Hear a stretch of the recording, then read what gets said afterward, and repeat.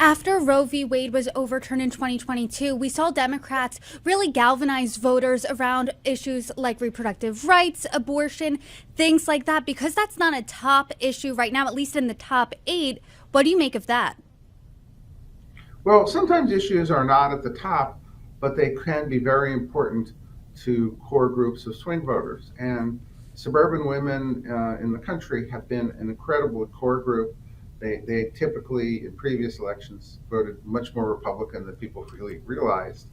Uh, and abortion as a fundamental right, whether or not they're utilizing abortion services, they just believe in the right for a woman to control her own body and to have the right to do that. Abortions themselves are actually only about 25-30% of what they used to be in numbers, and are mostly in three states, New York, Illinois, and California.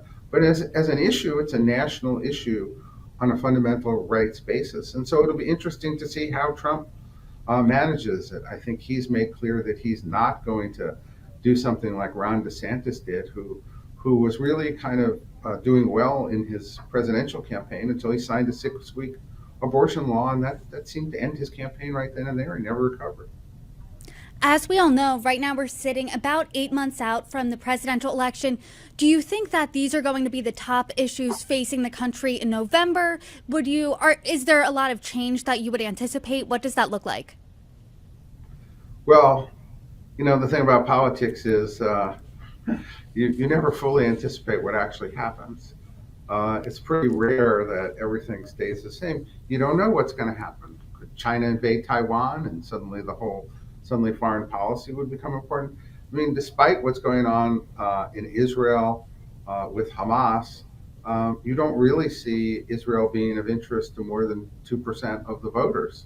The voters are very much focused on domestic issues. And so events could happen. Could something, unfortunate happen, like happened in Moscow? So right now, the issues are the ones that we've talked about, but events could change. Russia could do something. Terrorists could do something. Uh, Overnight, these things have a habit. If nothing else happens, these are going to be the issues. Although I think the economy and the inflation picture has generally been slowly improving.